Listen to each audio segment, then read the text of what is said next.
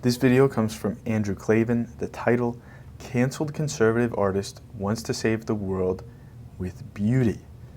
This is a very interesting discussion topic. I have no idea what he's going to talk about, but this idea that beauty can save the world, or that beauty is the real substance, it can be quite the misconception. So I have some thoughts I'd like to share about this. We'll see what he has to say, and then I'll offer some ideas about how to actually save the world. So a couple of weeks ago, I received a gift that I was really flattered and honored to receive. This painting, if you're watching, you can see it, this painting of William Wordsworth, who of course is one of my heroes and one of the subjects of my book, The Truth and Beauty. What?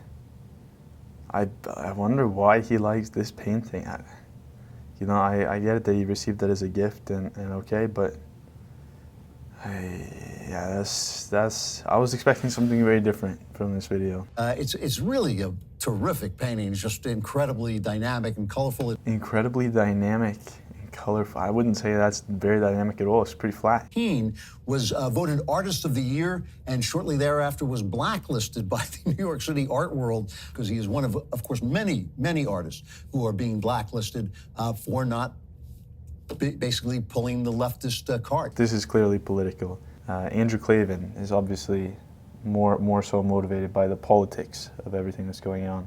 But we'll see why he was blacklisted. My time working with these 6 different art dealers in New York City, I was this rising artist, we'll say, right?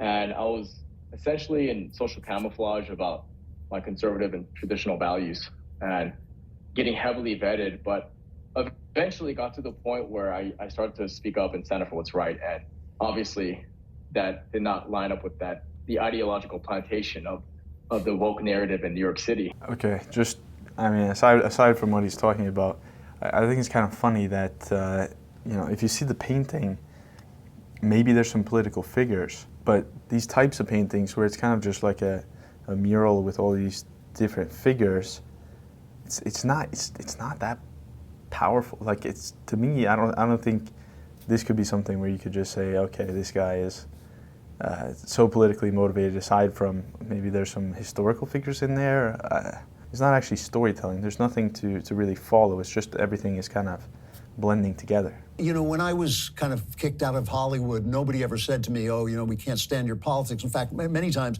they would say, oh, politics has nothing to do with it. So regardless of getting blacklisted or something like that, it's just generally not a good idea to be politically motivated when it comes to your painting. The sort of universal perspective and the universal approach is that there's not really a need for the politics, or the politics are just not really going to serve the end goal, because they're so reliant on the trends of the time or the sort of current status quo. And to put politics into your paintings or into your work is just going to guarantee that it's not as timeless. If that's going to become a focus for you, if you're going to focus on spreading a political message, or that's some of your motivation, then it's just not going to be as timeless. So this video it wasn't what I expected. I was thinking they were going to talk more about the beauty and how he's hoping to save the world, so to speak, and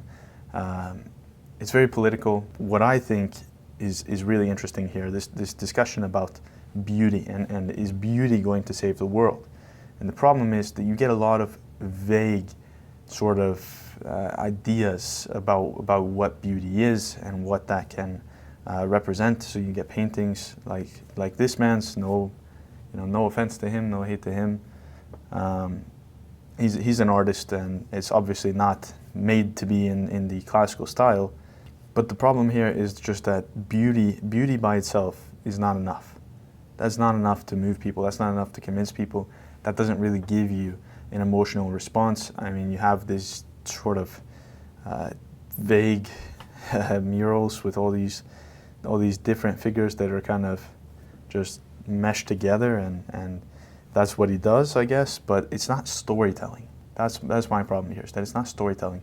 In storytelling, you have the beautiful and you have the ugly, and you have a contrast, and you have a real plot, which is what most painters lack, and most artists especially lack, is any kind of narrative.